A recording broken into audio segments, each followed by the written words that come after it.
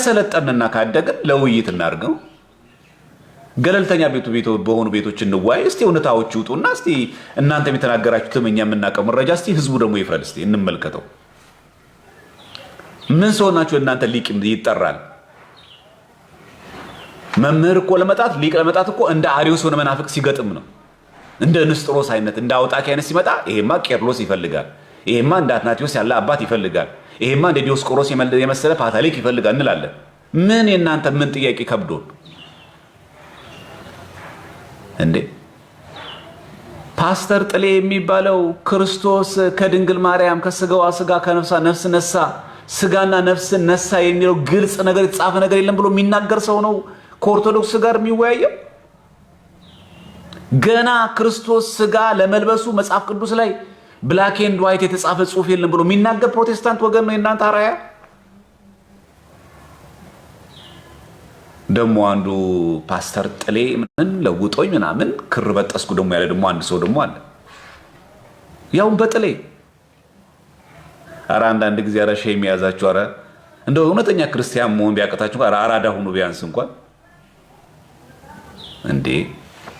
ከተሳው ከተማ እየኖረ ፋራ ይሆናል እንዴ?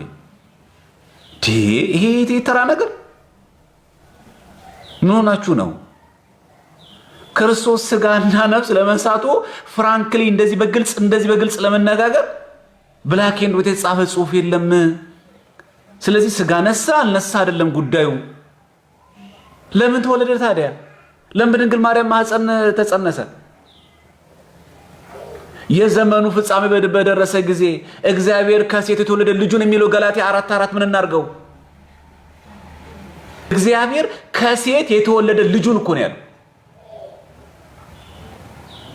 በስጋና በደም ተካፈለ የሚለውስ እኔ የዳዊት ስርና ዘር ነኝ የሚለውስ ስር ነኝ ሲል የዳዊት ፈጣሪው እኔ ነኝ ሲል ነው። የዳዊት ደግሞ ዘር ነኝ ሲል ደግሞ ከዳዊት ዘር ተወልጃለሁ ሲል ነው። አረ ማቴዎስ ወንጌላዊ እንዳይሰማ ጥለይ። የዳዊት ልጅ የአብርሃም ልጅ የክርስቶስ የልደት መጽሐፍ እኮ ነው የሚለው።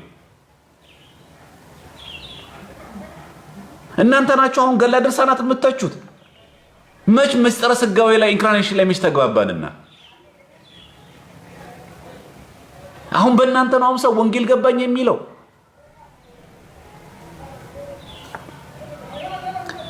ወደ ርዕሳችን ወደ ጣቢያችን እንመለስና ባጭሩ ዮናታን አክሊሉና ትዝታው ሳሙኤል ለምትሰሙ ከሆነ ገለልተኛ የሆነ ቤት ነው። ኦርቶዶክስ ነኝ የሚል ሰው አይደለም። ቴዲ ሐዋሳ ጠይቀ ነው ፈቃደኝነቱን በሱ ቤት ታቦተ ሕጉን በተመለከተ የአዲስ ኪዳን መሰዊያ በተመለከተ እና በቅዱስ ቁርባኑ ላይ በሚደረገው ገቢረ ተአምራት በተመለከተ ኦርቶዶክስ ተዋህዶ ቤተክርስቲያንን ተሳስታለች፣ ከመጽሐፍ ቅዱስ የወጣች ናት፣ ከአበው ትምህርት የወጣች ናት ብለን ማሳፈር የምንችልበት ማስረጃና መረጃ አለን ካላችሁ ዮናታን አክሊሉ ትዝታው ሳሙኤል ተጋግዛችሁ ነው። ይሄ መልእክታችን። ሶስተኛው ከተራ ነው። ነገ የጾም ምግብ የበላን ነው የምናሳልፈው እንጂ እስከ ማታ ምግብ ፈጽሞ ባለመብላት አይደለም። ይሄንን የገሃድ ጾም የግብፅ ኦርቶዶክሶች ይጾሙታል። ኮፕቲክ፣ የሶሪያም፣ የአርመንም የህንድም። ኮፕቲኮች የሚገርመው ቅዳሜና እሑድ በሚውልበት ልክ አሁን ነገ እሑድ አይደለም የሚለው ጥር 10 በሚውልበት ጊዜ ፓራኖያ ይሉታል። ፓራኖያ ማለት ገሃድ ማለት ነው በእነሱና ይሄን የሚጾሙት የሚቀጥለው አርብ ቀን ነው። እሑድ ቀን ስለማይጾሙ እነሱ ይሄ ጾም እንዴት ይዘላል ብለው እንዴት እንዘለዋለን ብለው በሚቀጥለው አርብ ቀን የዛሬ የነገውን የጥር 10ን አካተው ይጾሙታል። እንደዛ ነው የሚያደርጉት ግብጾች። ቅዳሜና እሑድ ጥር 10 ከዋለባቸው የሚቀጥለው ልክ ያ እሑድ ከሆነ ሰኞ 11 ነው፣ ማክሰኞ 12 ነው፣ ሮብ 13 ነው፣ ዓርብ 14 ነው፣ ሐሙስ 14 ነው፣ ዓርብ 15። በ15 ቀኑን ሙሉ እስከ ማታ ድረስ ባለመጾም የነገዋን የጥር 10 ቀኗ ከምታልፍባቸው ቅዳሜና እሑድ ስለሆነ ጾም ስለሆነ ስለማይገድፉ ከቅዳሴ በኋላ ስጋው ደሙን ተቀብለው እህል ስለሚቀምሱ ይህችን ቀን ኮምፐንሴት ለማድረግ ለማተካከት በዛን ቀን ለዓርብ ቀን አድርገው ይጾማል። ስለዚህ በሁሉም አሃታ ቤተክርስቲያናት ያለ ነው። የኮፕቲክ ሳናክስረምም ታቦት ላይ ብላችሁ ማን ነው? ታውት አይ ቲንክ መሰለኝ ጥር ማለት ነው በእነሱ ጥር 10 ላይ የከተራ ቀን የነሱ የጾም ቀን ናት ማለት ነው።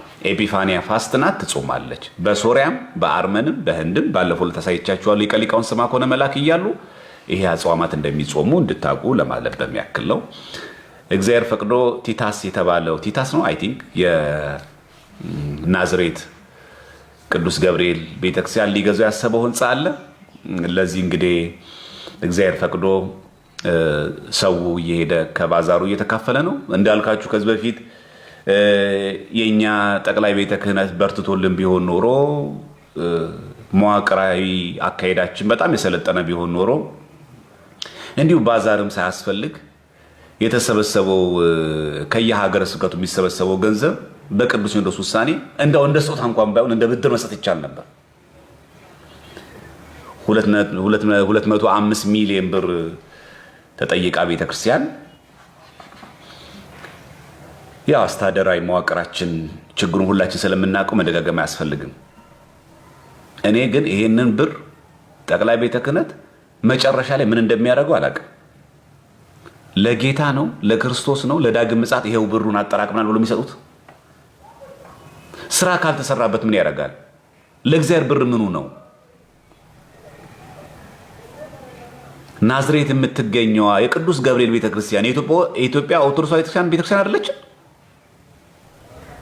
ያን የመሰለ ትልቅ ህንፃ ገዝታ ባለቤት ብትሆን ዣንጥላ ዘቅዝቆ ከመለመን ህዝቡ ነፃ ብናወጣው ታቦት አቁሞ ባካችሁን ብለን ህዝቡን ከምናዝገው ይሄ አይሻልም ነበር? ሰው እኮ እየሰለቸው ነው በጣም አስባችሁታል? 205 ሚሊዮን 205 እኮ ሺህ አይደለም 200 ሺህ ቢሆን ቀላል ነው፣ በግለሰብ ይሸፈናል። አሁን ያለው የኑሮ ውድነት በየአቅጣጫው ሰው ብር ይጠየቃል። ግን ምንድነው የሚያደርገው ጠቅላይ ቤተ ክህነቱ? ብሩን ፐርሰንት ይመጣል ከየሀገሩ ይሰበሰባል። ከዛ ብራችን ምንድነው የምናደርገው?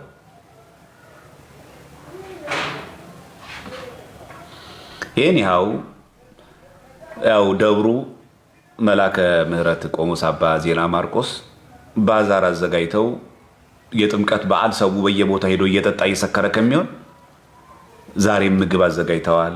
ሰው እየከፈለ በዛውም ህንፃውም መግዣ እንዲውል ነገ ከተራ ነው ጾም ስለሆነ ሽሮም የጾም ምግብ አዘጋጅተዋል። እስከ ቃና ዘገለ ድረስ አለ። ስለዚህ በአዳማ በናዝሬት አካባቢ የምትገኙና በዙሪያው ያላችሁ ሰዎች እየሄድን አንድ ምግብ እንኳን ብንመገብ ለዛች ህንፃ አንድ አስተዋጽኦ እናበረክታለን። የአቅማችን ያክል በማድረግ ነው።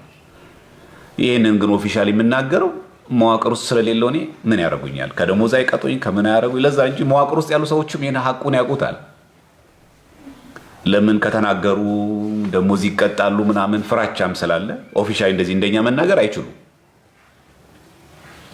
ግን ባካችሁን ብፁዓን አባቶቻችን ይሄ መልእክት ቢደርሳችሁ ከሆነ እንደዚህ አይነት ሂውጅ የሆኑ ለቤተ ክርስቲያን የሚያስፈልጉ ገንዘቦችን ቲክቶከሩ እየመጣ ገንዘቡን ከሚበላው በፐርሰንትም ተከፋፈለ ብለን ለሐሜትና ለኃጢአት ከምንጋለጥ እኛንም ለትችት አሳልፋችሁ ከምትሰጡ ገንዘቡንም አለባሌ ድሩዬ ጆቢራ ከሚበላው ምን ችግር አለው? የአዳማ ቅዱስ ገብርኤል ቤተክርስቲያን ያን የመሰለ በጣም ትልቅ ህንፃ ገዝቶ ለራሱ ለቤተክርስቲያን መተዳደሪያ የሚያውል ከሆነ ኋይኖ ጠቅላይ ቤተ ክህነት ለምን ቅዱስ ሲኖዶስ ለምን ወስኖ አይሰጥም? እንካ 100 ሚሊዮኑን በየወሩ ይሄን አክል ብር እየከፈልክ ብሩን ግን መልስ ነው። ስጦታም አይሆን እኮ ችግር የለም ብድርም ይሁን ወለድ የሌለው ኢንተረስት የሌለው በየወሩ እንዲህ እያረክ መልስ ማለት እኮ ይቻላል። ሁሉም ይሰጣቸው እኮ አይደለም። እንደዚህ አይነት በጣም አስፈላጊና ወሳኝ የሆኑ ጉዳዮች ማለት ብፁዕ አቡነ ጎርጎርዮስ በምስራቅ ሸዋ ውስጥ 30 ዓመት ነው በጵጵስና ላይ ያገለግሉት። 30 ዓመት ይሄ ካርታ አይሆንም ለሳቸው። እንደው ብሩን ይዘው ይጠፋሉ እንዳይባል የት ይሄዳሉስ? መነኩሴ አይደሉ? እና እንደዚህ አይነት ጉዳዮች ሲኖሩ ቀድመን ለቤተ ክርስቲያን መቅደምና አክቲቭ መሆን አለበት። ሁሉን ነገር ዣንጥላ ዘግዝቀን ሁሉን ነገር ማስተባበሪያ አዋጡ ብለን ሁሉን ነገር ብር አምጡ ብለን ሰጠኮ ሰው ብሩን። ከዛ በኋላ ግን ኔክስት የት ነው የምናውለው? ይሄ በጣም ልናስብበት የሚገባ ነው። በጣም ማሰብ አለብን። እንዴ ሰው እኮ 10ም 1 ብርም 100 ብርም ሚሊዮንም የሚሰጠው እኮ ቤተክርስቲያን እንድትታነጽ ነው፣ እንድታድግ ነው አይደል? ለዚህ ነው አገልግሎት መዋል ያለበት። ሌላ ምን አገልግሎት፣ ሌላ ምን ተልእኮ አለንና? ስለዚህ ነገር ማሰብ የለብን ትላላችሁ። እንደሚደብር አውቃለሁ ላይ ላላችሁ ሰዎች፣ ግን ያው እውነታውን ለመናገር ያክል ነው። እግዚአብሔር አምላክ ለሁላችንም መጨረሻችን ያሳምርልን። የመጨረሻው መልእክት የሚሆነው ከተራ ጥምቀት፣ ቃና ዘገሊላ፣ ከዛ ሊቀ መላኩ ቅዱስ ሩፋኤል ታቦታት ይመለሳል። አንዳንድ ቦታ ላይ ለ5 ቀን ለ4 ቀን ታቦታት ሳይገቡ የሚቆዩበት ጊዜ አለ። በዚህን ቀን አሳባችሁ የምትሰክሩ የምትጠጡ፣ ሴት የምታሳድዱ እባካችሁን ቤተክርስቲያኒቷን አታስነቅፉ። ይሄ ዓለማዊ ሰዎች ብቻ አይደለም፣ የቤተ ክህነት ሰዎችም ጭምር ዲያቆናት ሆናችሁ መሪጌታ ነኝ ብላችሁ ምናምን ያላችሁ ሰዎች ማለት እኔ ከሴት ብቻ አይደለም የማያይዘው። በነገራችን ላይ ጥምጣም አድርገው ካባ ለብሰው ነጠላ ለብሰው ግሮሰሪ ቆይተው ጠጥተው በአራዳ ቋንቋ ጨብሰው ከጨረሱ በኋላ ማህሌት የሚገቡ ሰዎች አሉ። የእናንተ ጉዱስ ፈላ። በእውነት እንዴት ብትንቁት ነው እግዚአብሔርን? እናንተ ሰዎች እንዴት ብትላመዱት ነው እግዚአብሔርን? እንዴት ብሎ ቢቀርባችሁ እንደዚህ ተዳፈራችሁት? ጥምጣም ስላረክ፣ አንተ ዲያቆን ስለሆንክ፣ አንተ መርጌታ ስለሆንክ ጠጥሰው ተክረው በቃ ጥግብ ብሎ ጭራሽ ደግሞ ማህሌቱ መሃል ላይ ካልገባው እባካችሁን ለሀገራችን አንዱ መቅሰፍት የሚመጣው ቤተ እግዚአብሔርን ባለማክበር ነው። እግዚአብሔር በጣም በሕዝብ ላይ ከሚቆጣባቸው ነገሮች አንዱ ቤተ እግዚአብሔርን ባለማክበር ነው። በግላችን እኮ እንቆሽሽ።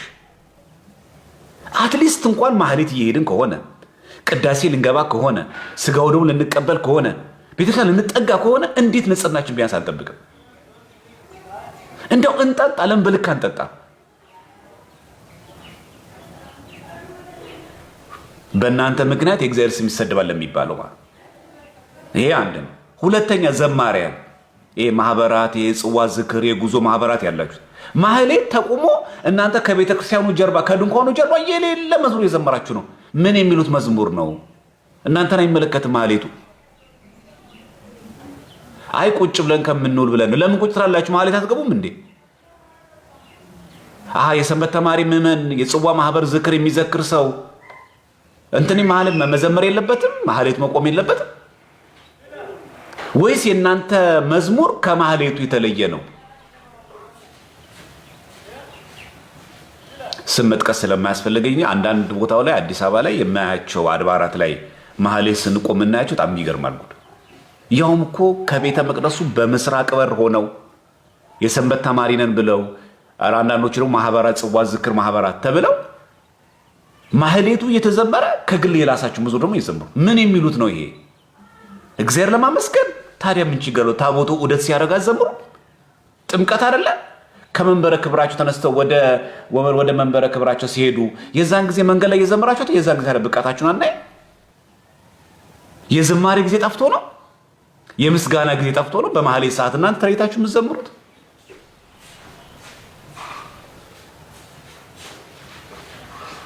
ይህ ነገር መታረም አለበት። በጣም ይህንን ራጉኤል ቤተክርስቲያን አይቻለሁ። በጣም ማህሌቱ እዛ ተቆሟል። መንገዱን ዘግቶ እዚህ ጋር ይዘምራሉ። እዛ ጋር ደግሞ ጥንድ ሆኖ ደግሞ ተቀምጠዋል። የት ነው የወጣችው? ቤተክርስቲያን ምን ልታደርግ? ማህሌት ልትቆም። እሷ ምን እያደረገች ነው? ነገ ደግሞ ይሄው ሰው ራሱ ደግሞ መናፍቅ ይሆናል። ምን ማህሌት እኮ ቆም ነበረ ድሮ ከነገሌ ጋር መጽሐፍ ቅዱስ ነበረ እንዴ? ድሮም እኮ ቤተክርስቲያን ብለን ወተን እኮ ዘምረን ከበሮ መተን ነው የምንወጣው። አንተው ስርዓቱን ታበላሻለህ። አንተው ራስህ ትነቅፋለህ።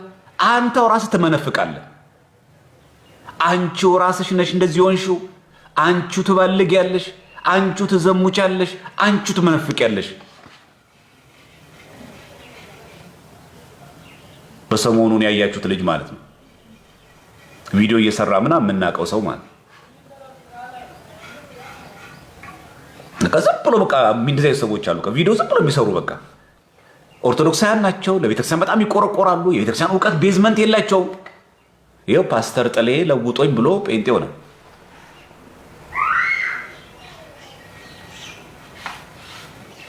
የቪዲዮ ሰዎች፣ የተሬው ሰዎች፣ በቃ ሰው ብቻ እንዲያየን ተከታይ ብቻ እንዲኖረን ምንፈልግ ሰዎች እባካችሁን ራሳችን መጥፋታችን ብቻ ሳይሆን የሚያሳዝን ሰዎችን ጭምር አብረን እያጠፋን ነው።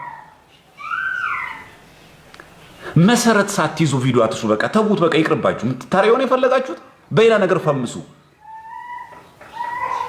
ቤተክርስቲያንን ጠገና አድርጋችሁ ምንም ስለ ቤተክርስቲያን ቤዝመንት እውቀት ሳይኖራችሁ ተማሩ እሺ አትሉ። የትምህርት ሰዓት ላይ የላችሁ።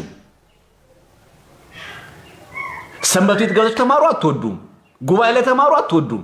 እናንተ የምትወዱት ካሜራ ነው። እናንተ የምትወዱት አውደ ምሕረት ነው። ካልተጨበጨበላችሁ፣ ካልተሞገሳችሁ፣ ካልተቆለጳጳሳችሁ አትወጡም። መድረክ ላይ ካልቆማችሁ አይሆንም። እናንተ መሪ፣ እናንተ አዛዥ፣ እናንተ ናዛዥ ናችሁ። እንደዚህ አይነት ችግር ግን አሳልፈን እንጻታለን። እኔ እኮ ምን አለ ሰው እንኳን አውቆ ቢመነፍቅ ተረድቶ እንኳን ቢመነፍቅ ምን አለ ምንም ሳይረዳ። እኛ ደግሞ ችግር አለብን። የፈመሰ ሁሉ ሊቅ ይመስለናል።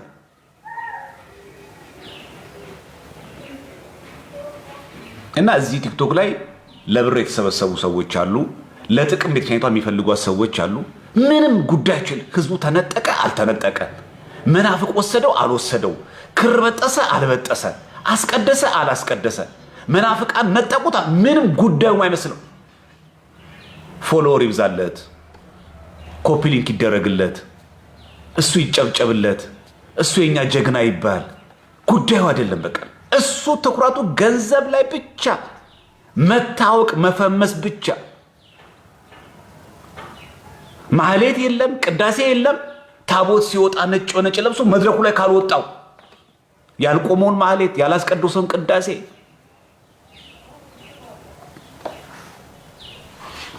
እና ለቤተ ክርስቲያን በጣም ችግሮቹ እንደማኑ ታውቃላችሁ። ከመናፍቃን የበለጠ እኛ ታወቅን ምንል ሰዎች፣ እኛ የአውደ ምሕረት ሰዎች፣ እኛ አገልጋይን የምንማለው እኛ የኔ ቢጤዎቹ እኔን ጨምሮ ማለት ለቤተ ክርስቲያን ትልቁ የፈተና ምንጮች እኛ ነን። ለሀገርም የመቅሰፍት ምንጮችም እኛ ነን። ከኛ የበለጠ የኦርቶዶክስ ቤተክርስቲያን በዚህ ዘመን የፈተናት ማንም ሰው የለም። ቱ ቢ ሆነስት እናውራካል ከኛ የበለጠ ማለት ከመናፍቃኑ የበለጠ እኛው ራሳችን አለም የእኛን የቤተክርስቲያን መጻሕፍቶች በመሳደብ ላይ ያለ ነው። ከውጭ ፈተና ይልቅ ለቤተክርስቲያን በጣም አሁን ከባዱ ፈተና የውስጥ ፈተና ነው። ለዚሁ ደግሞ ተጋላጮቹ ደግሞ እኛ ነን። ስለዚህ ምናልባት በብዙ ሰዎች መከበብ ብርቃቸው የሆኑ ሰዎች ካላችሁ ሴቶች እኮ ይወዱታል ለመባል ፈልገህ ከሆነ ከሴት ጋር የተከበብከው የዛን ሰዓት በጥምቀት ቀን አታርግልን። በቃ ለኛ ብለህ አታርግ፣ ለሚሰናከረው ምን ብለህ አታርግ። በቃ ጎበዝነህ ሴቶች ይወዱሃል። በቃ ይኸው አወቅን መሰከርን። በቃ ቶ የዛን ቀን ነጣ አልባስና ግባና ማህሌት ቆመ ከቻልክ አስቀድሰ ታቦተ ሕጉን በዝማሬ አስገባ። ቢያንስ ሐዋርያ ቅዱስ ጳውሎስ እንዳለው ስጋ ስበላ ወንድም የሚሰናከል ከሆነ ስጋ ብለቴን አቆማለሁ እንዳለው ማድረግ እንኳን ባትችል የዛን ጊዜ እንተው። ከቤተሰቦቻችሁ አስፈቅዳችሁ ማህሌት ልቆም ነው ቤተክርስቲያን ልሄድ ነው ያላችሁ ሰዎች ማህሌት ቁሙ። ለተናገራችሁት ቃል ታማኝ ሁኑ። አንቺም እንደዛው ለቤተክርስቲያን ነገር ታማኝ ሁኑ። መዝሙር የሚዘመርበት ጊዜ አለ። በተለይ ጽዋ ማህበራት፣ የዝክር ማህበራት፣ የጉዞ ማህበራት፣ ብዙ መንፈሳዊ ማህበራት አላችሁ። ከበሮ ይዞ መታችሁ በተለያየ ክብረ በዓል ንግስ፣ የጥምቀት ቀን ብቻ አይደለም ማህሌት በሚቆምበት ጊዜ ከጀርባ ቁጭ ብላችሁ ትዘምራላችሁ። መዝሙሩ ባልከፋ ጊዜው ነው ወይ? ታቦቱ ሲወጣ ሲዘመር የት ትሰራላችሁ? አንሰማም ግዙን አትማሩትም? ምን ችግር አለው? አንዳንድ ወጣት ሴቶች እኮ እንደውም ራሱ ያይዳይ በሚባለው የቴሌግራም ቻናል ላይ ወረቡን ዚቁን እያዩ እኮ አብሮ ይዘምሩ የለም። መልኩን ያዩ አብሮ ይዘምሩ የለ? ምን ችግር አለው መልመድ? እንኳን የግዕዝን ቀርቶ በእንግሊዝኛ እየተማርክ አይደለ? በእንግሊዝኛ ዩኒቨርሲቲ ገብተህ የለ? በእንግሊዝኛ ዲግሪ እየተማርክ አይደለ? የእናት አባት ዘር ፈረንጅ ሆኖ ነው እንዴ? እና አልችለውም ስለማለት መስማት እኮ እንችላለን። ፍላጎቱ ካለ እኮ ይመጣል። ቋንቋ አይደለ ግዕዝ እንዴ? ቅዳሴ እኮ ዜማው እኮ በግዕዝ ነው። አይ እኔ እኮ አልሰማውም ብለን በቅዳሴ ሰዓት እንዘምር እንዴ? ንባቡ ነው እንጂ በአማርኛ የሚደረግልን። የቅዳሴ እኮ ዜማው እኮ እንዳለ እኮ በግዕዝ ነው። በእዝል በአራራይ ይዜማል። ዜማት በሙሉ በአማርኛ አይደለም የሚዜማው። አይ ስለማልሰማው ነው ብለን በቅዳሴ ሰዓት ምን ዘምር? በአማርኛ እንዘምር? ይሄ መጥፎ ልማድ ነው። ስለዚህ ማህበራት፣ ሙሴዎች፣ መሪዎች ካላችሁ ክብረ በዓል ማህሌት ጊዜ ከቤተ ክርስቲያን አጠገብ ሆኖ በቤተ ክርስቲያን ጀርባ ሆኖ መዘመር ምን የሚሉት ህግ ነው? ምን የሚሉት ከማን የወረሰው ይህን ስነ ስርዓት? ማህሌት አለ። ማህሌት ገብተን እንዘምር። የመርጌቶቹ ቦታ አለ፣ የካህናት አለ፣ የዲያቆናት አለ። ምዕመናንም እንደምንን ቦታች ቆመን እንዘምር። ከፈለግን እነሱ እየተካተልን ያሬዳ የሚባል አለ ቴሌግራም ቻናል። እዛ ያሬዳ ላይ ወረቡ አለ፣ መልኩ አለ፣ የዕለቱ ዚቅ አለ፣ የዕለቱ ወረብ አለ። እሱን ተከተልን አብረን እያያዝናችሁ መዘመር ነው። አለቀ። በቃላችን እንኳን ባናውቀው መርጌታ እንኳን ባንሆን ዲያቆን እንኳን ባንሆን እግዚአብሔር ለማመስገን መተን ከሆነ እባካችሁም በሀገራችን ላይ መቅሰፍት እንዳናመጣ። ያውም ደግሞ በታቦተ ሕግ ላይ የሚመጣ ነገር ግን አምላክ አይታገስም። በሚያስፈራና በሚያስደነግጣል ነው የሚለው። በመንበር ፊት ምጽዋት ያመጡትን ተቀበላቸው እንዳለው ጸሎተ ቡራኬ ላይ በታቦተ ሕግ ላይ የሚሰራን ነገር እግዚአብሔር አምላክ አይታገስም። ትዝ ይላችኋል። ፊናስ ምንድን ነው ያደረጉት? መብራቱ የማይቋረጥበትን የድንኳኑን አገልግሎት የመቅደሱን አገልግሎት መብራቱን በሰዓቱ በሌሊቱ አጥፍተው እንዳይጠፋ የተባለውን የመቅረዙን ብርሃን ከሴት ጋር እዛ መቅረስ ውስጥ ነው ያደሩት። ምን ሆነች? ታቦተ ጽዮን ተማረከች። ኤሊ አባታቸው አንገቱ ተቀጭቶ ሞተ። በአህዛብ በፍልስጤማውያን እጅ ነው የወደቀችው። በማን? በሁለት ሰዎች ኃጢአት፣ በአፊናት በፊናስ። ቤተ መቅደሱ ስለሚደረግ ኃጢአት በጣም ከባድ። ታቦታትን ከመንበረ ክብራቸው እየዘመር እልል ብለን አምጥተን ጥምቀተ ባህርን ምሳሌ ማድረግ ወንዝ ዳር ላይ በድንኳን አድረው እኛ ደግሞ እዛው አጠገብ ጋር ከሴት ጋር ደግሞ ስንዳራ ምን መቅሰፍት እንደሚመጣ አውቃችሁታል? አሁን ለዚህ ጥበቃ ያስፈልጋል። ለኛ ተነስ ከዚህ ጋር ምናምን ማለት አለብን። ደግሞ አትመጻደቁ። በቃ እኔ ምንም በሴት ምንም አልሆንም። በነገራችን ላይ እንደዚህ የሚል ሰው ነው በጣም የሚወድቀው። እኔ ራሴን በጣም ነው የማውቀው ምናምን፣ እኔ ሴት አያሰናክለኝም፣ እኔ ወንድ አይጥለኝም። ማነሻ አንቺ? ማነህ አንተ? አትመጻደቁ። ስጋ ለባሽ አይደለም እንዴ? አንተ ለራስ እርግጠኛ ነህ፣ ለሷስ ሰው አይደለችም እንዴ? ይሄ አንድ ነው። ሌላው በጣም በጥምቀት በዓል ላይ የምናየው አንዱ ትልቁ ችግር ይሄ ትውዝፍት እና መታጀር፣ ሁለት ነገሮች። ይሄ አክት አላለ በልብስ አሁንማ ዘማሪው ሙሉ የሰባኪ ቀሚስ ያደርጋል። ደግሞ የስታይሉ የከለሩ የምኑ ብዛት ይሄ እኮ የለም። አንድ ብትጠይቁት የለም። አብዛኛው ይቅርታ ላነጋገሬ የለም። መሰረታዊ እውቀት ቤዝመንት የቤተክርስቲያን ትምህርት በሚገባ አውቆ የጠመጠመ ቢሆን እኮ ሰየው። ደግሞ እንዲህ ስትናገሩትም ቅናት ስለሚመስለው በቀላሉ ባልፎ ይሻል። ይሄን ዘማሪያኑ ቀሚስ ያደርጋሉ። በቃ አለቀ። በቃ ደግሞ ትልቅ መስቀል ከዚህ ከውጭ ይደረጋል። ደግሞ ጥቁር መነጽር ደግሞ አለች። በዛ ላይ ጥምጣም አለ። በዛ ላይ አይዘምሩ። ከዘማሪያኖቹ ፊት ለፊት ነው የሚደቀኑት። እነሱ የሚፈልጉት ካሜራ ነው። በቃ ይሄ በጣም ነገራችን ያላወቀ ነው። አንዱ ቢኖር ይሄ ነው። በነገራችን ችግር የለውም። በጣም ጠራራ ፀሐይ ላይ ጥቁር መነጽር ማድረግ እንችላለን። ክፋት የሉም። እሱ ኃጢአት ነው እያልኳችሁ አይደል? አለ ያስታውቃል እኮ ለማሳየት የፈለግነው ነገር አክቱን እኮ እናውቀዋለን። የካባ አይነት የተገባቸው ሰዎች ቢለብሱ ምን አለበት? ለጥምጣሙ የተገባ ሰዎች ቢጠመጥሙ፣ ለካባ የተገባ ዕውቀት ያዙ ሰዎች ካባውን ቢለብሱ አይሻል? የማይመጣ ስታይል የለም፣ የማይመጣ ልብስ የለም፣ የማይመጣ የቀሚስ አይነት የለም። የዛ ጊዜ በቃ ተውት። የኛም ምንም ችግር አለበት?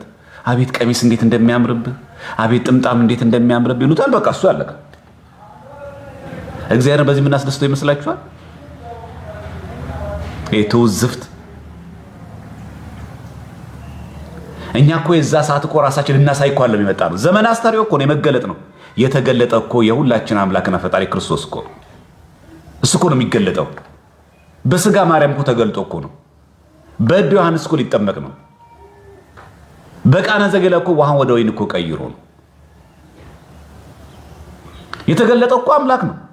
ምን ገልጠውም እኛ እሱን ነው፣ ራሳችን እኮ አይደለንም። አንዳንድ በተለይ ቤተ ክህነት እንደዚህ በተለይ በጣም የጀመረ ፍሬሽ የሆኑ በጣም አገልጋዮች እንደ አሁን እናንተ በጣም ለእናንተ ጥሩ ሆኖ ብዬ ማስበው እኔ ሞዴል ብትሆኑ ይሻላችሁ ነበር።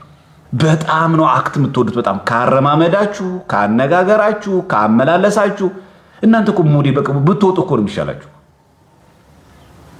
በጣም ችግር፣ ኧረ ጠጋ በሉ መከራ ነው። ከታቦቱ እንኳን ምን ያክል እንኳን ርቀት መጓዝ እንዳለባችሁ እንኳን አታውቁትም። ሁሉም አስተናባሪ ነው፣ ሁሉም አለቃ ነው። ማንን እንኳን እንደምትገፈትሯት አንተ ካባውን ለብሰ አንተ ጥምጣምን ለብሰ ያ ምንም የማያውቀው ቄስ የኔ ቢጤ ከአንተ የተሻለ እውቀትና ብሰት ምናልባትም በእውቀት ብቻ ሳይሆን በቅድስና እግዚአብሔር ቀኑ የሚሰማው ካህን ይሆናል። አንተ ጠጋበል ዞርበል ብለህ እየገፈተርክ ያለው በፎሎወር መሰረት እግዚአብሔር አምላክ የሚሰማው በተደናቂ ሰዎችና ተከታዮቻቸው ህዝብ የሚያደንቃቸው ሰዎች የሚሰማ መሰለህ እንዴ?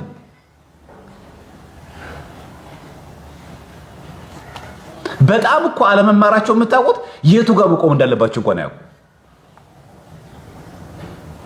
መጀመሪያ መዘምራን፣ ዲያቆናት ቀጥለው ጽና እንትን ያዙ፣ መቋሚያ፣ መስቀል፣ ቃጭል ያዙ፣ ደወል ያዙ። እነሱ ቀጥለው ከዛ ካህናት ማዕጠንትና ጥላ ያዙ ለታቦቱ። አስተዳዳሪም ቢኖር ጳጳስ ቢኖር ከታቦቱ ኋላ ነው የሚሄደው። እነዚህ አሁን የምትሏቸው ሰዎች የቤተክርስቲያን ሰባኪ እሱ የሚሆነው ከጳጳሱ ከአስተዳዳሪው ጀርባ ነው የሚሆነው። እነሱ ያሉት ፊት ለፊት ነው።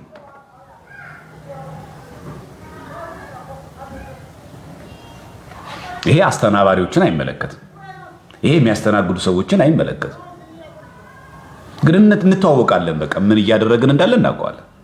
እና በጥምቀት በዓል ትልቁ ችግራችን ለጥምቀት ያልሆነ ቀሚስ ይበጣጠስ ማለት አክት አርግበት ማለት አይደለም።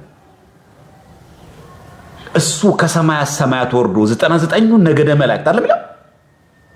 ሃዲጎ ተሳልመን ነው ዘብረው ወተሰዓተ ነገደ ቆመ ማእከለ ባህር አይደለም ይላል። 99ኙን ነገደ መላእክት ትቶ እኛን ለማዳን ከመጣ አንተ ደግሞ የማተው ነገር ምሮ የለበትም። አሉኝ የምትላቸው የክት ልብሶችን ለብሰ የፈለገ አቧራ ይንካው፣ የፈለገ ላብ ያበላሸው፣ የፈለገ ይጨቅይ ለእግዚአብሔር ያልሆነ ነጩን ልብስ ለብሰ መታገልግል ማለት ነው። ዝቅ ብለህ አገልግል፣ ልብስ የቆሸ እንዳትል። ይህ እኮ የክት ልብሴ ነው ሰው ይረግጠዋል ግፍ ያለበት እንዳትል ማለት ነው እንጂ የጥምቀት ያልሆነ ቀሚስ ይበጣጠስ ማለት ሰው ዘንድ ሄደ አክት አርግበት ማለት አይደለም። እና አስተናባሪዎችም ሰዎችን በአግባቡ ማስተናገድ፣ አትገፍትሩት። እናንተም ሰው ናችሁ። ያም ታቦት ላይ የሚያከብረው ሰው ነው። እኩል ሰው ነን፣ ክርስቲያን ነን። አዎ ታቦት ህጉ ላይ ሰው መድመ መስማት አለበት። አዎ መስማት አለበት። ከታቦት ህጉ ርቆ መሄድ አለበት። አዎ ትክክል ነው፣ ትክክል ነው። በምን እንደሚሆን በቁጣ ነው? ይሄ በስድብ ነው የሚሆነው? ለእግዚአብሔር እኮ የተቆረቆርኩ ነው የሚባል ነገር አለ። ይሄንም በፍቅር በትትና። አዎ ትዕግስት አስጨራሽ የሆነ ሰው አለ። አዎ አለ። ማይሰሙ እሺ የማይሉ ሰዎች አሉ። አዎ ይሄን በፍቅር ከሱ የተማርነው ይሄንን ነው ከክርስቶስ። እኛ ክርስቲያን ነና፣ እኛ እኮ ፖሊስ አይደለንም፣ እኛ እኮ ወታደር አይደለንም፣ እኛ ክርስቲያኖች ነን እኮ። ስለዚህ አክት ማድረግ ያለብን እንደ ክርስቲያን። ስለዚህ የዛን ቀን ለሾው የምትወጡ በጣም ብዙ በተለይ ቲክቶክ ላይ ያለ ብዙ ሰው እንደዚህ ለሾው በጣም የተጋለጠው እሱ ነው። በጣም መከረ በጣም ችግር አለበት። በጣም በቃ ካልተደነቀ በጣም ችግር አለበት። ፎቶ ካልተነሳ ከታቦቱ ፊት ለፊት ካልሄደ ምናምን እሱን እንትን ካላሉት በጣም ችግር የሆኑ ሰዎች እባካችሁን ፈተና እንሁንባት። እንታይ የምንል ሰዎች ነን። አሁን በምንፍቅናውም በስነ ምግባርም በአካሄድም በአነጋገርም በገንዘብ የምንታማው እኛው ነን። እንታይ የምንል ሰዎች ነን። ይሁኝ ማለት ደግሞ በኋላ ደግሞ ደብቁኝ ማለትን ያመጣል። በቃ ግድ የለም ከታቦቱ ኋላ ሆነን እንዘምር። ቀደም ብለን ወደ ፊት ለፊት ደግሞ በጎንና ርቀን ከታቦቱ ደግሞ እንዘምር። ምንም ችግር የለውም። እግዚአብሔር አምላክ ይሰማናል። ምንጣፍ የሚያነጥፍ ማንጣፉን ያንጥፍ። ለእግዚአብሔር ነው ራሱን ዝቅ አድርጎ ክብሩን ዝቅ አድርጎ የሚያደርገው። ክብር ለእግዚአብሔር ይሁን። ምን ችግር አለው? እግዚአብሔርን እናገልግለው በቅንነት ማለት። ስለዚህ ከተራቀን ነገ ሁላችንም በአግባቡ ቤተክርስቲያን መሄድ፣ ቤተክርስቲያን ታቦቱንም ካስገባን በኋላ በዕለቱ እሁድ ቀን ሙሉ የምንመገበው የጾም ምግቦች ብቻ መሆናቸው እንዳትዘነጉ። የፍስክ ምግብ የምንመገበው ሁል ጊዜ ጥር 11 ነው። የዘንድሮ ጥር 11 ደግሞ ሰኞ ቀን ነው የሚውለው። ስለዚህ ዛሬ ጾም አይደለም፣ ነገ ነው ጾሙ። ጥር 10 ማለት ነው። ነገ ነው ገሃድ፣ ነገ ነው መገለጥ። በናዝሬትና በአዳማ ማለት ነው አካባቢ ያላችሁ ክርስቲያኖች ደግሞ ይሄንን የቅዱስ ገብርኤል ቤተክርስቲያን የደብረ ሰላም ቅዱስ ገብርኤል ቤተክርስቲያን አዳማ ቤተክርስቲያን ያዘጋጀውን እህል ምግቡን ሄዳችሁ በልታችሁ በአግባቡ ማለት ነው ያንን ህንፃ የቤተክርስቲያን እንዲሆን የቤተክርስቲያን ሀብት ከሆነ ደግሞ ሁሌ ልመና፣ ሁሌ ዣንጥላ መዘቅዘቅ፣ ሁሌ ምዕመናን አምጡ ብሎ ሰውን ታቦቱን አቁሞ የምንሰለቸውን በጣም ያሰለቸልን ልብ ውልቅ የሚያደርግ ልመናን ቁርጥ የሚያደርግ ስራ የተሰራ ስለሆነ ያንን ነገር እንደግፍ፣ እናግዝ። በተረፈ አገልጋዮች ደግሞ ካለን ደግሞ ማህሌት ምንገባ ከሆነ በጊዜ በተለያየ ስራ ምክንያት ካመሸንም ከመጠጥ ከስካር ርቀን እባካችሁን ጥንብር ብላችሁ ሰክራችሁ ቤተክርስቲያን አትምጡ። አርፈ ቤት ብተኛ ይሻለናል። አንተ ራሱ የዛ የመጠጥ ግሳት ማህሌት አያቆመንም። ጎበዝ ነህ፣ ጠጪ ነህ። ይሄን መደነቅ የምትፈልግ ከሆነ ጎበዝም የቤት የክህነት ሰው ነህ፣ ጎበዝም ደግሞ የማህሌት ሰው ነህ፣ ጎበዝም ጠጪ ነሽ። ይሄን እንድናደንቅልህ ፈልገህ ከሆነ ኢፍ ኖት በቃ በሰዓቱ ቤተክርስቲያን እናክብራት። በዓሉ የስካር የመጠጥ አይደለም። በዓሉ የነፍስ ደስታ ነው። የአምላካችን መገለጥ ነው። ካሳ በማህፀን የተጀመረበት ነው። አስተሪዮ ኤጲፋኒያ ብለን የምንጠራው የአምላካችን መገለጥ ነው። ክርስቶስ ሲገለጥ ምን እንደምንታየው? ሰክረን ነው የምንታየው? ስንዘሙት ነው የምንታየው?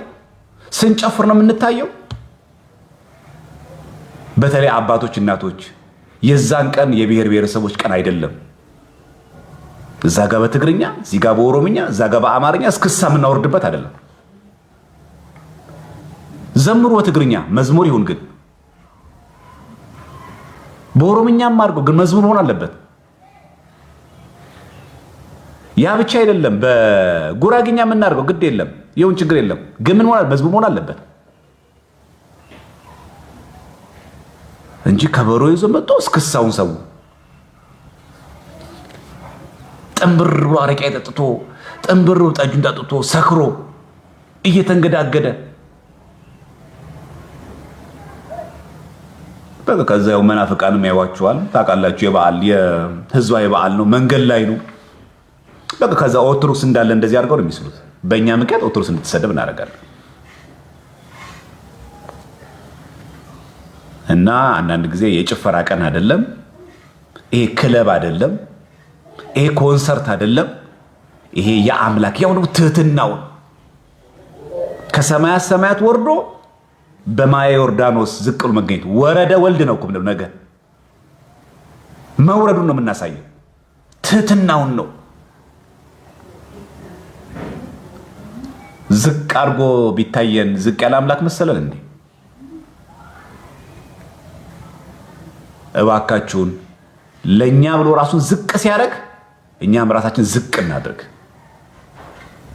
በእውቀታችን እንዳንታበይ፣ በስልጣናችን እንዳንታበይ፣ በመታወቃችን እንዳንታበይ የቅድስና ስራ እንስራ። ፍጹም ሰላማዊ፣ ፍጹም ክርስቲያናዊ ስበላም ስጠጣም በአግባቡ ነው እንበል። እንብላ እኮ የጥምቀት ቀን እንጠጣ እኮ በልክ። ኦርቶዶክስነት ልክነት ነው። ኦርቶዶክስ እኮ መጠን ነው። እንደዛ የሚለው ሐዋርያው ራሱ በመጠን ኑሩ አይደል ያለ።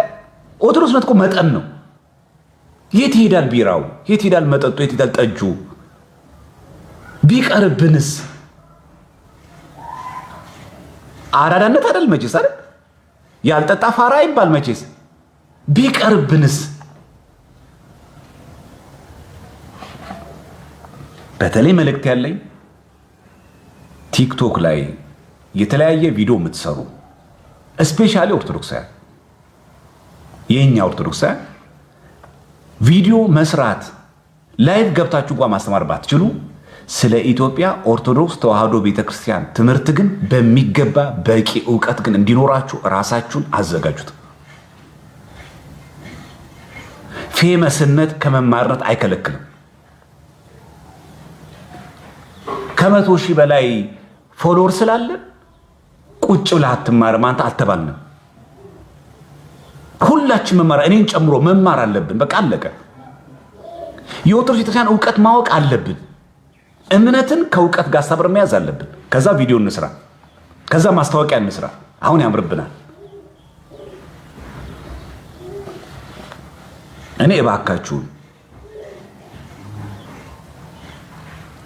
እና በተለያየ መንገድ አሁን ያለንበት ደረጃ ላይ ይሄን እንድንከተል አደራ ለማለት ያክል ነው። በመጨረሻ ተብከት የምትሰሙ ደግሞ ምዕመናን ደግሞ በውጭ የምትሰሙ ምዕመናን ደግሞ አለ አይደለም ላይቭ ላይ የምታዩ ሰዎች ሁላችሁም ደግሞ ከሰውየው ባሻገር ቤተክርስቲያን ተመልከቷት። ባለፈው አንድ ጊዜ ባሮክ የለቀቀው ቪዲዮ አይታችኋል። የሚቅሙ ሰዎች አሉ ብሎ የሚጠጡ አሉናም ብሎ አለ አይደል የለቀቀው። አዎና እነዚህ ሰዎች ቢያጋጥሟችሁ እናንተ ወይኔ ገሌ ቃመ እንዴ ገሌ ጠጣ እንዴ ብላችሁ እዛ ላይ አትተኩ። በቃ ግለሰው ከጀርባዋን ቤተክርስቲያኗን ተመልከቷት። መቼም የማህበራዊ ሚዲያ አይደለ አንዳንዱ እኮ አጥቢያ የለውም ደብር እኮ የለውም። እንደዚህ እኮ አሁን ትልቁ ችግር እኮ እሱ ነው። ለማውገዝ እንኳን ራሱ እኮ አይመችም። መጣ እኛም የመቀበል ችግር የለብንም፣ እንቀበላለን። እኛም ከስር ልጁንና እንገላለን። ሰው እኮ መንገል እኮ እኛ ነን። ጀግናችን አንበሳችን እንደገለ የሚመቸኝ ሰው የለም ምናምን እንደቀናል። ትመጫለሽ ስንት ዓመት የለፋሽበትን አረብ ሀገር ቤት ሄጄ ለእናቴ ለአባቴ ቆጥ ላይ ለሚተኛው አባቴ እንደው አልጋ ቀይሬ ልምጣት ያለሽ እሱ አዲስ አበባ ይቀበልሻል። አፈፍ አድርጎ ጥብለሽ ወርቆይተሽ ትሄጃለሽ። እጅና እግርሽ ታጥበሽ ያ ሁሉ ዘመን የተለፋ ብር አፈር ከድሜ ይበላ። እዚህ ጎረምሳ ይበላሻል። እዚህ ይጠጣል፣ እዚህ ይሰክራል፣ እዚህ ይቃማል፣ እዚህ ይጨሳል። ከዛ ኦርቶዶክስ እምነቴ ምናምን ይላል። ፉከራ ሽለላ ማለት ነው። እግዚአብሔር በእኛ ሽለላ የሚደሰት አይደለም። የሚደሰተው እግዚአብሔር አምላክ በእኛ የቅድስና አገልግሎት ብቻ ነው። አያሳዝናችሁም? እንደዚህ ሁሉ ገንዘብ ዝም ብሎ መብላት። ፈቃደኛ ሆኖ ዋይፋይ እየሞላልን፣ ፈቃደኛ ሆኖ ስልክ እየገዛ ምን ልግዛላችሁ ያላለ ህዝብ እጥብጥብ አድርገን ክብረ ንጽሕና ጭምር በልተን ከተክሊል ከቤተ ክርስቲያን ከሃይማኖት ከገንዘባቸው እንዳይሆኑ አድርገን አልናገረውም ብዬ ነበር። በተለይ አረብ ሀገር ያሉ ሴቶች እናንተ ሆን ብላችሁ መበላት ስለምትፈልጉ ማለት እንደዛ ነው የሚመስለው።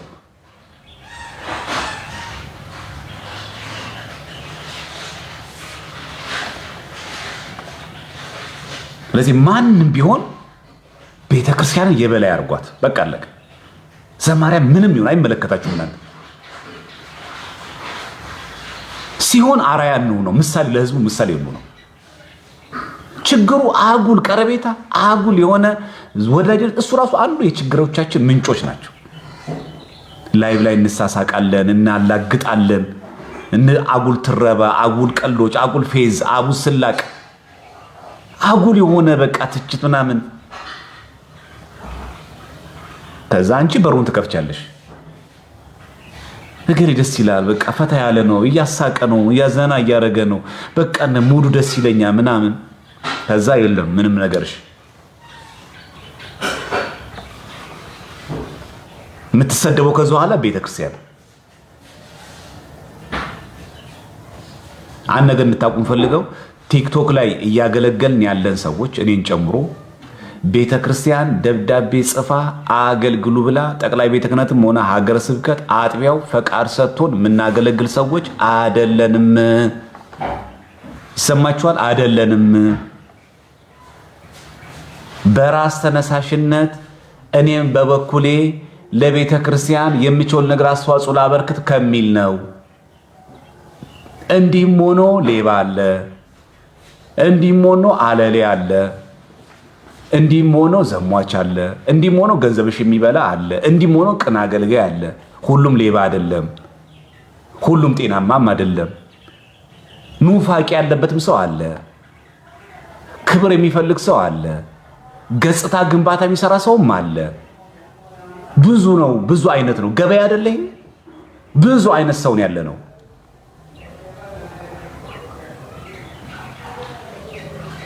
ቀድማችሁ ለማሞገስም አትቸኩሉ፣ ቀድሞ ለመተቸትም አንቸኩል። እንረጋጋ፣ ሰከን እንበል። ሁሉ ነገር ላይ ሪአክሽን አትስጡ። በቃ ዝም በሉ። ምናልፋችሁ ነገሮች ቁም ነው አለባቸው። ሁሉ ነገር ላይ ሪአክት ይደረጋል እንዴ? ሲያናዱን ብድግ ላይቭ ገብተን ምናምን፣ ሲሰዱን ብድግ ላይቭ ገብተን ምናምን ዝም አይባልም እንዴ? አይታለፍም እንዴ? ሁሉ ነገር ላይ ላይቭ ቪዲዮ ይሰራል እንዴ? ማለፍ የሚባል ነገር የለም እንዴ? ንቃችሁ የምትወት ነገር የለም እንዴ? አስተምህሯችን ሃይማኖታችን ሲሆን የቤተክርስቲያናችን ትምህርት ሲነካብን እምቢ። ይሄ ነው ጀብድ ማለት። ለኔ ጀግና ማለት ይሄ ነው።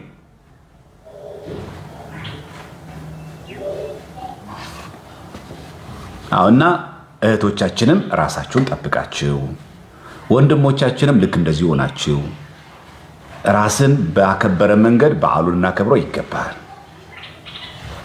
በቃ ግን እኔ አሁን የሰንበት ተማሪ ነኝ።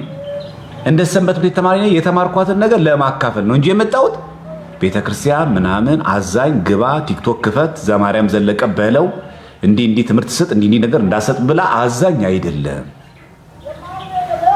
ስለዚህ ዘማርያም ከተወቀሰ በግል ነው የሚወቀሰው፣ በግል ነው የሚተቸው፣ በግል ነው የሚነቀፈው። ቤተክርስቲያን ደብዳቤ ጽፋ መዋቅር ውስጥ ገብቼ አገልግዬ ከሆነ መጠየቅ አለብኝ። ሲነገራቸው መስማት ደግሞ አለባችሁ። ሌባው እንዳለ መገንዘብ ያስፈልጋል። አንድ የመጨረሻ ደግሞ በተለይ አሁን ፍሬሽ ያላችሁ በቅርብ ሚስጥር ያያችሁ ዲያቆናት፣ አሁን ከሰሙኑ የምትሰሩ ደግሞ ቪዲዮ ደግሞ አለ። አሁን ጥር ወር ደረሰ፣ ለዲያቆን የምትሆኚ ማትሆኚ ምናምን እያላችሁ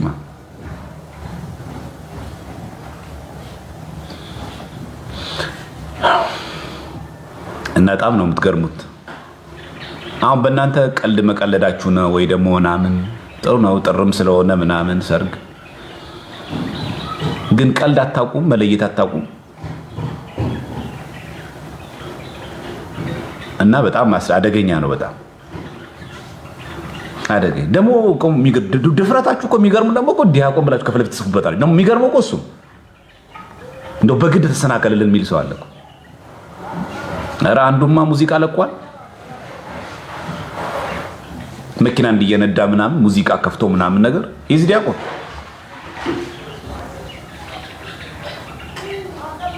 የጥምቀት ቀን ደግሞ ጥምጣም አድርጎ ደግሞ እየዘመረ ነው። ቤተክርስቲያን ውስጥ ደግሞ መዋቅር ውስጥ አለ ደግሞ መኪና ይነዳል። ደግሞ የረባ መኪና የሚነዳም ቁጥሩ ነው። መከረኛ ቤት እስከሆነ እንደ ውድ መኪና እንደው አላስችል ብሎ እንዳንረዳው እኮ ነው። እንደው ቢያንስ አላስችል ብሎ ነው ወይ በጣም ውድ መኪና ነው እንዳንል እንኳን ምንድነው መኪና መንዳት ብርቅ ነው? ቤትስ መንዳት ብርቅ ነው? ሙዚቃ ከፍተህ እዛ ጋር መለኛ ምን እናርግ? እሺ ጨፈርክ ምን ብለህ ነው ቪዲዮ ሰርተህ ምኑን ነው አሁን ሪከርድ አድርጋው ነው ቲክቶክ ላይ የምትለቅልሽ? ዘፈንክ እዛው መኪናው ሳያልቅ መስታወቱን ዘግተህ እንኳን ጨፍረህ እዛው አትጨርሰውም እንዴ አንተ?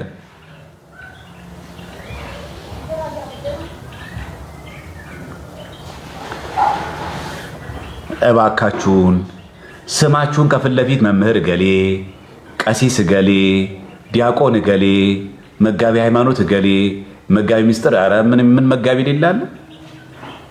መጋቢያችን ብዙ ነው እና የተባላችሁ ሰዎች የምትሰሩትን ቪዲዮ የምትለቋቸውን ቪዲዮዎች እየመረጣችሁ ቢሆን ከሰማችሁ ዘፈን እዛው ውጥንቅጣችሁን እዛው ጨርሱ። ክርፋታችሁን ለእኛን አታሳዩን። ዘፈን እንደምትሰማ እኛን ለማሳወቅ ፈልገህ ከሆነ አዎ ዘፈን ትሰማለህ ጎበዝ ነህ እንድንል ነው። እዛው ጨርሱ፣ አትልቀቁብን። በተረፈ አረበረበ የሚባለው መዝሙር ቤተክርስቲያን ውስጥ የሚዘምር መዝሙር አይደለም። ለመጀመሪያ ጊዜ በእኔ ሰርግ ላይ ሲዘመር የተዘመረው ሂልተን ሆቴል ነው፣ ቤተክርስቲያን ውስጥ አይደለም። ቦሌ መድኃኔዓለም የተዘመረ መዝሙር አይደለም። ማህሌተ ገንቦ ነው የተዘመረው፣ ራሱ ቤተክርስቲያን ውስጥ አይደለም። ቤተክርስቲያን የሚዘመር መዝሙር አይደለም። የሰርግ መዝሙር ነው። ማህሌተ ገንቦ የሚባል ነው። ታቦት ወጥቶ ንግስ እየነገሰ የተክለ ሃይማኖት ዓመታዊ ክብረ በዓል ላይ ሰው አረበረ ብሎ ይዘምራል እንዴ?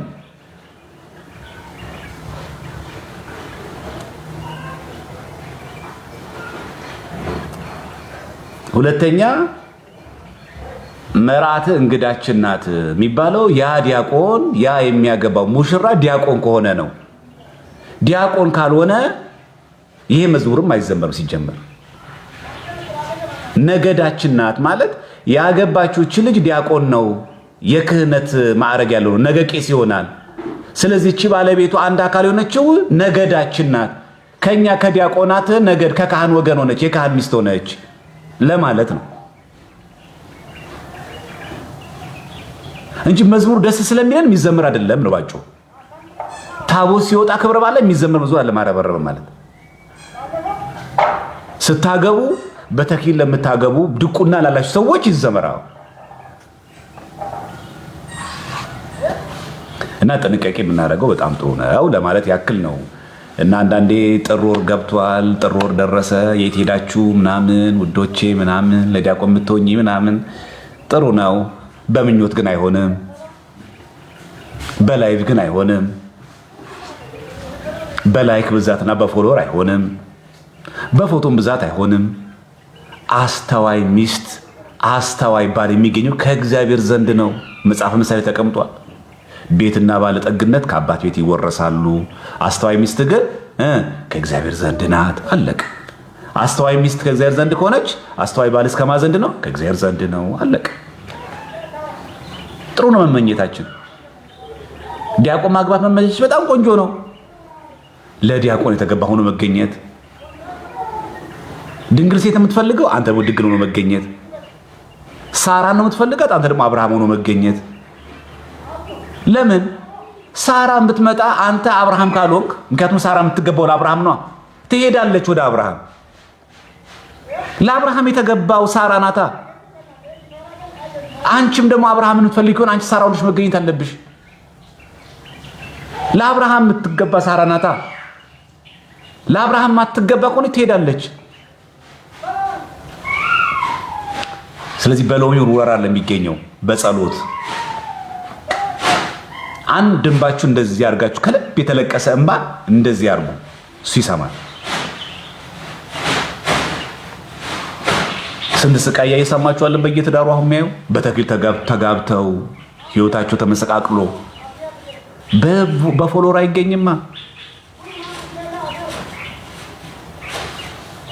ይሄ ማለት ለጥምቀት ቀን ብንተጫጭ ኃጢአት ነው እያልን አይደለም። ለረጅም ዓላማ ከሆነ ጽድቅ ነው። ግን እኛ ታውቃላችሁ መስፈርታችን መልክ አለው እናያለን፣ ጎሳ አለ፣ ዝና እናያለን። ይሄ አሁን ማነው ንጹህ የሆነ ሰው እግዚአብሔርን የምትፈራ እግዚአብሔርን የሚፈራ እኔ ወደ እግዚአብሔር የሚያቀርበኝ በቁርባኑ ታብሬ የምኖረው ዝቅ የማገለግለው ዝቅ የማገለግላት ብሎ ማን አለ? ስለዚህ የጥምቀት ክብረ በዓልን መሰረት አድርገን የምንሰራቸው ቪዲዮዎች ክብረ ክህነትን የጠበቀ ይሁን ነው ባጭሩ። ግልጽ ማሳወር ክብረ ክህነትን የጠበቀ ክብረ ቤተክርስቲያን የጠበቀ መሆን አለበት። ብድግ እንዳው ዝም ብለን ቪዲዮን ባንሰራው ቆንጆ ነው፣ ሰዎችም እንዳይሰራከሉብን። ዲያቆናትም ከሆናችሁ በተለይ አንዳንዶቻችሁ በኢንቦክስም እንዳልነግራችሁ እንዳደነግጡ እያልኩኝ ነው ዝም የምለው እንጂ አላችሁ በጣም ግን ያው በጅምላ እዚህ ብናገር ይሻላል። ኢንዲቪጁዋሊ ምናምን ነገር የምናየውን ነገር ከመናገር በጅምላ እዚሁ ብንናገረው ጥሩ ነው። በቃ ስርዓት ይዙነን በስንሳት እናገልግል። ድቁናችን መመጻደቂያ እናርገው። እኮ ዲያቆን ነው፣ መመጻደቂያ እናርገው። ለቅድስና ይሁን ለእውነት ይሁን በእርጋታ እናገልግልበት። በቃ በእርጋታ እናገልግል። ርግት እንበለው። ካልምነስኩ ቆንጆ ነው። አቡነ ሽኖዳ የጻፉት አንድ መጽሐፍ አለ እንግሊዝኛ ለምታነቡ ሰዎች ካልምነስ የሚላል እርጋታ፣ በቃ ስክን ማለት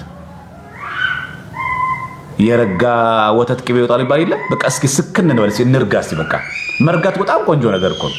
ከረጋን እኮ ብዙ ነገር እናገኛለን። አለመርጋታችን አሁን ጉዳት እየፈጠረ ያለው ያችንም እችንም በቃ ማሯሯጥ በቃ አለቀ። በአንድ ሴት አለመርጋት፣ በአንድ ወንድ አለመርጋት። ይሄ ብዙ የፈተናዎቻችን የችግሮችን ምንጭ ሆኖ እዚህ ጋር ነው ያለው። እያጠነጥር የሚመጣው ማለት በኋላ ደግሞ ጣጣው ይመጣ ደግሞ ገፈቱ ለማን ይሆናል? ደግሞ ለቤተክርስቲያን ይንባታል።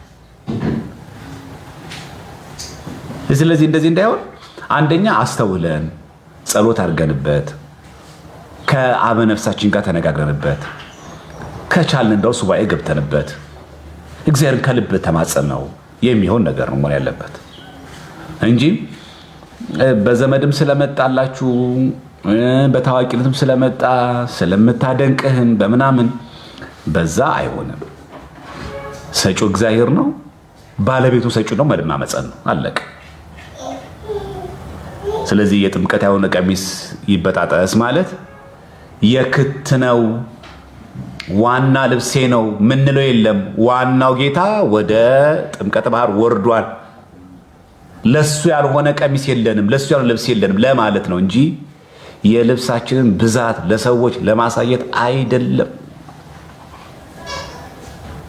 ቤታችን ያሉትን የመነጽር አይነቶች ለሰው ለማሳየት አይደለም።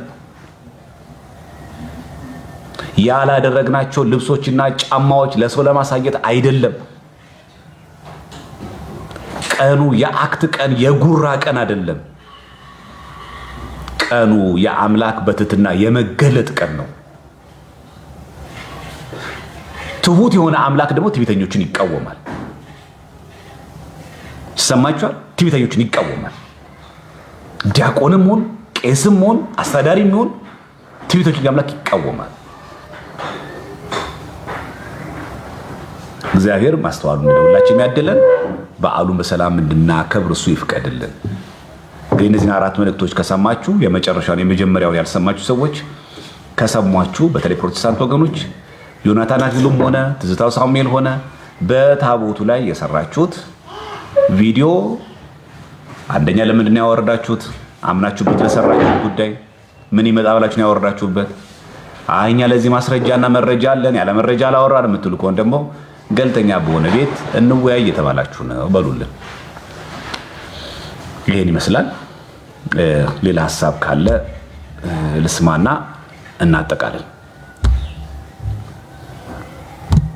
ወረድኩባችሁ ዛሬ ሰብሰብ አድርጌ ይቅርታ። እንግዲህ አልባሌ ቃል ተጠቅሜ ከሆነ ይቅርታ።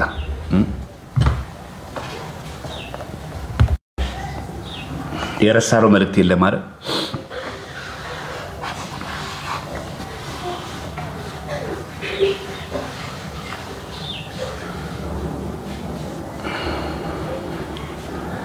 አዎ ከምንም በላይ እኛን ከልብ የምትወዱ ከሆነ ደግሞ በቃ በውዳሴ ማርያም ጸሎት አስቡን። እሺ የኛ ጀግና ምናምን እሱ አይደለም። ጀግና ግሩማን ድንቁ የሚባሉት ሰማዕታት ናቸው። በቃ በጣም የምትወዱን ከሆነ በጸሎት አስቡን። እሺ ዝም ብሎ በቃ ይሄ ተሪው ምናምን መታየት ምናምን መጋጋጥ ደግሞ በጣም የሚገርማችሁ ዝና፣ ገንዘብ፣ ወንበር ስትፈልጉት ራሱ አይመጣም። አይመስላችሁ? አይመጣም። አትጋጋጡ። በቃ ይቅርባችሁ። ትልቁ ትኩረታችሁን የቤተ ክርስቲያን ጉዳይ ላይ ብቻ እናተኩሩ። በቃ አለቀ። አሁን በጥምቀት እቆርባለሁ፣ ልብሴ ነጭ ሆኗል፣ ደስ ይላል። ልቤስ ነጭ ነው። ከክፋት፣ ከተንኮል፣ ከዘረኝነት፣ ከእርስ በርስ መባላት ምናምን አልጠቆረም። በንስሐ በታዘዘ ወጣ።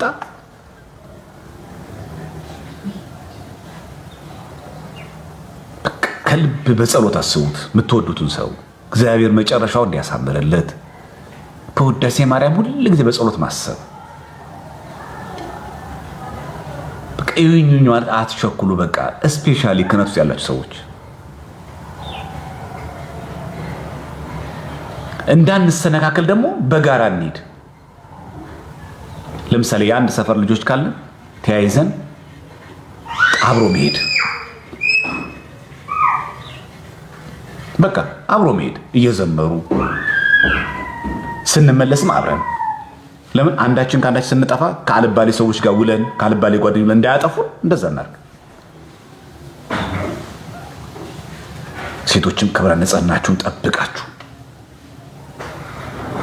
በዓሉ የዝሙት ቀን አይደለም። በዓሉ የትህትና እንጂ የመዝቀጥ ቀን አይደለም። በዓሉ የፍቅር በዓል እንጂ የጥላቻ ቀን አይደለም። በዓሉ ጌታችን ኢየሱስ ክርስቶስ ዮሐንስን አጥምቀኝ ሲለው አላጠምቅህም ሲለው እንኳን ጽድቅ እንሳ ነው ያለው። በዓሉ የጽድቅ ነው። በዓሉ የዝሙትና የመዳራት የኃጢአት አይደለም። በዓሉ የጽድቅ ነው። በቤተክርስቲያን እንዳታሳቡ። ስፔሻሊ ገስት ገብታችሁ የማታስተምሩ ለቤተክርስቲያን ግን በጣም በመቆርቆር ያላችሁ ቪዲዮ ላይ ብቻ የምትሰሩ ሰዎች እባካችሁን በመንፈሳዊ እውቀት ራሳችሁን ለማሳደግ ሞክሩ። ይኸው ከእናንተ ወገን አንዱ ወጥቶ አይታችሁታል። ያው በቅርቡ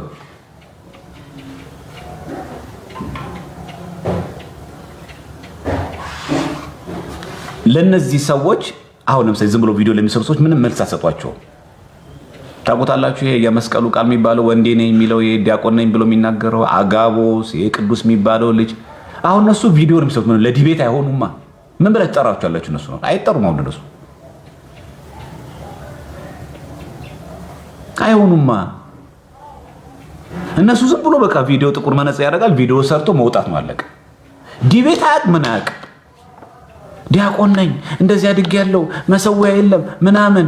ዌልካምና ከቻልክ አንተ ምና ሶስተኛ ሆነ ከነትስታው ጋር የለም።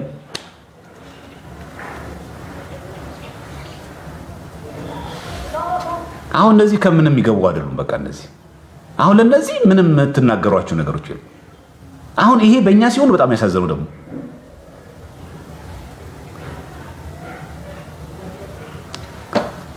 እና እንደዚህ አይነት ሰዎች በቃ ንቃችሁ መተው ነው እንጂ ካልቻሉ መመናቅ ነው ያለብን። በተረፈ የሰው ደጋፊ አትሁኑ፣ የሰው ተከታይ አትሁኑ። አንዳንዶቻችሁ እውነት ስንናገራችሁ የሚያቀራችሁ ሰዎች አላችሁ። እንደዛ አትሁኑ። በቃ አለቀ። ጠባይን ለማታውቁ ሰዎች በቤተ ክርስቲያን ትምህርት ላይ ከማንም ጋር መደራደር አልፈልግም። በግልህ የራስህን እንደፈለግሽ መሆን ትችያለሽ። የቤተ ክርስቲያንን መጽሐፍቶች የኢትዮጵያ ኦርቶዶክስ ክርስቲያንን ክብር የሚነካ ማንም ግን አላልፍም። ይሄ የሚያስማማን ከሆነ አብረን እንሄዳለን። ይሄ የሚያቀራችሁ ከሆነ ብሎክ እያደረጋችሁኝ ሂዱ። አለቀ። ከጥላቻ ሳይሆን ከፍቅር፣ ከክፋት ሳይሆን በቅንነት ከቤተ ክርስቲያን ትምህርት ጋር አብሮ ለሚቆም ሰው በጣም ደስተኛ ነው። ያልገባውን ሰው ያልገባውን ጥያቄ ሊቃውንት መምህራን የሚጠይቅ በጣም ምደግፍ ሰው ነው። ባገኘሁት ሚዲያ፣ ባገኘሁት ቴሌግራም ቻናል፣ ባገኘሁት አጋጣሚ የቤተክርስቲያንን መጽሐፍት ግን እየተቸው እኔ ግን ኦርቶዶክስ ነኝ ክር አለኝ እንዳትነካኝ የሚባል ግን አይሰራም። ይሄ ለሁላችሁም እያሳሰብኩ ነው ያለሁት። በግልም ተናግሬያለሁ፣ ኢንቦክስም አድርጌላችኋለሁ፣ በቮይስም አስቀምጬላችኋለሁ። ስማችሁን የማልገልጥላችሁ እናንተ ሰዎች ማለት በቃ። ስለዚህ የሚያስማማን የቤተክርስቲያን ትምህርት ከሆነ አክብረናት እንኖር። የግላችሁን የምትሆኑትን ነገር እዛው በግላችሁ ትሆናላችሁ ማለት እንጂ እንደፈለግን ነው የምንሆነው። ግን ኦርቶዶክስ ነኝ የቤተክርስቲያንን መጽሐፍ መተቸት መስደብ እችላለሁ ግን እንዳትነካኝ የሚባል ነገር ግን አይሰራም። ሳት ብሎት ከሆነ ዳህጸ ልሳን ከሆነ ብሎ በሚል መጀመሪያ በኢንቦክስ ተናግሬ ነው ከዛ እኔ በቪዲዮ ከዛ ኋላ ማወጣው። ምክንያቱም ድንገት የቃላት አጠቃቀም ይሁን ድንገት አንደበትም ሳቲልና አንዳንድ ጊዜ ዳህጸ ልሳን ይሁን ብዬ በግል አናገራለሁ፣ በግል ኢንቦክስ አደርጋለሁ። አውቆ እንኳን ከሆነ ለንስሐ እንዲሆነው ማለት በቃ ማንደራደረው የቤተክርስቲያን ትምህርት ላይ ብቻ ነው። በቃ አለቀ። ከሆነ በህይወትም ንጹህ ሁሉ በቅድስና እንመላለስ። አሁን ትልቁኛ ፈተና ቅድስና የለም። ቆሸሽን፣ ከረፋን፣ ሸተትን። ሚዲያ ላይ እንደምንታየው አይደለም ህይወታችን። የብዙ ሴቶች ህይወትን አመሰቃቅለናል። ብዙ ሰዎች ከቤተክርስቲያን እንዲርቁ ምክንያት ሆነናል። በጥምቀት በዓሉ እግዚአብሔር አምላክ በጥምቀት በምንጠመቀው የበረከት በዚህ ጥምቀት አሁን ሁላችንም ያንጻን በእውነት ከላይ እስከታች ያለ ስለሆነ ማለት እንዳለ ጉዳዩ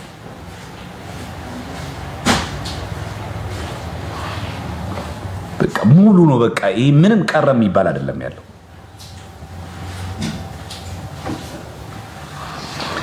ስለዚህ እየተደጋገመ በየዓመቱ የሚነገርም ስለሆነ ማሰልቸትም እንዳይሆን ለሰው አንዲት ነገር ከተናገረ በቃ ከያዝነው በቂያችን ነው። ስለዚህ በዓሉ የግል ወሬያችን የምናወራበታለን፣ እየዘመርን እግዚአብሔርን እያከበርን የጠፉ ወንድሞቻችንን ከቤተክርስቲያን የራቁ እህቶቻችንን በደንብ አድርገን ወደ ቤተክርስቲያን የምናቀርብበት በዓል መሆኑ እንዳለበት ማወቅ መገንዘብ አለብን እና ይህን እናደርጋለን። እንግዲህ እግዚአብሔር ከፈቀደ ባለፈው ጽጌ ስጦታው ላቀረበው መጽሐፈ ዚቅ ገድለ ተክለ ሃይማኖት ዲቤት ጥሪ ያስፈልገዋል ወይስ ይቅር? ምናልባት እነዚህ ሰዎች ካልበቅ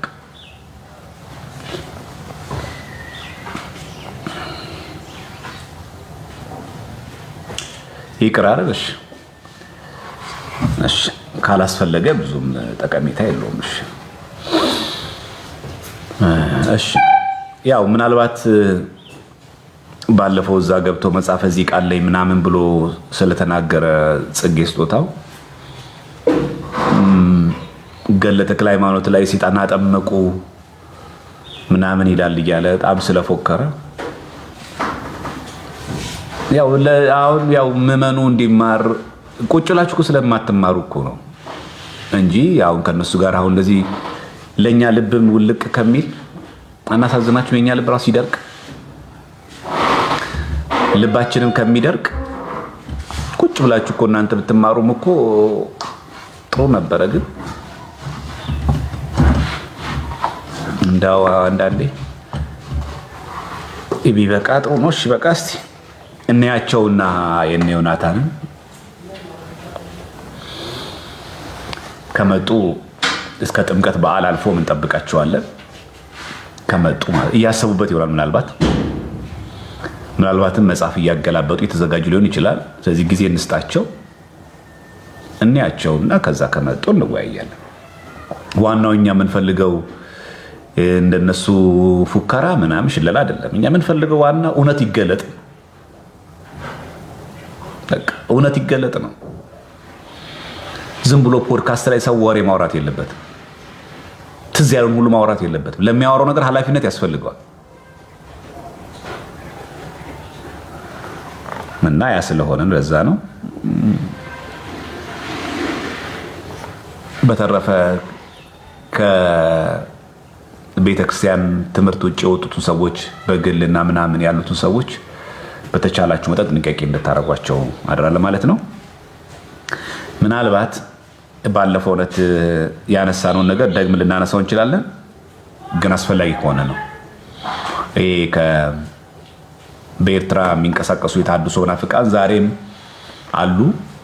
ቪዲዮም እየሰሩ ምናምን እያወሩ ነው ያሉት በተለያየ መንገድ። አንዳንዶቹ እንደውም እንደ አቋም እያደረጉ እየተናገሩ ነው ያሉት። እሱም በደንብ እንሄድበታለን። እንዲተዉ ምናምን ነበረ ትንሽ ፍንጭ የተሰጠው፣ ግን ያው እንግዲህ አሁንም በብዙ መንገድ በውስጥ ይሄን ነገር እያደረጉ ነው ያሉት።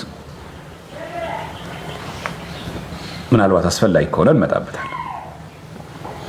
ስለዚህ ካልመጡ ግን ስለ ታቦት ብንማማር አይሻላችሁም? አንድ ቀን ዮናታን ስላነሳው ነገር አንድ ቀን ሪፍሌክሽን ምሰጥ አይመስላችሁ? ካልመጡ ማለት ምን ላድርግ?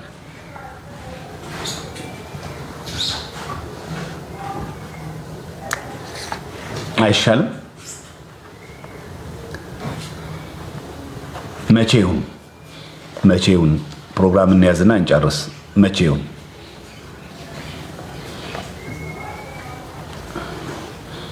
የማይመጡ ከሆነ እኛ በቤተክርስቲያናችን የአዲስ ኪዳን መሰዊያ የሆነ ታቦት ላይ ሰፋ ያለ ትምህርት በማማር አለብንና መቼ ይሁን?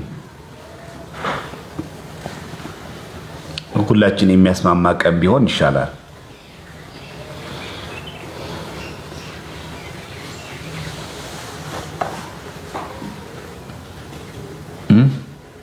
አዎ ከጥምቀት በዓል በኋላ አድርገን እንደዛ እናደርጋለን።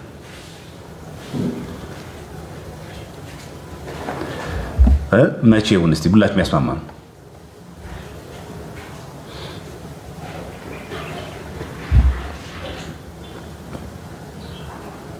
እሺ ስለዚህ እንደዚህ እናድርግ። አሁን አንዳንዱ ሮብ ሐሙስ ያለ ስለሆነ